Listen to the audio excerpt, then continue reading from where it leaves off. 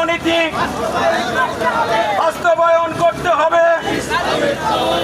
শ্রমিক কল্যাণ ফেডারেশন জিন্দাবাদ জিন্দাবাদ। শ্রমিকের অধিকার ফিরিয়ে দাও, দিতে হবে। ইসলামিক শ্রমনীতি বাস্তবায়ন করতে হবে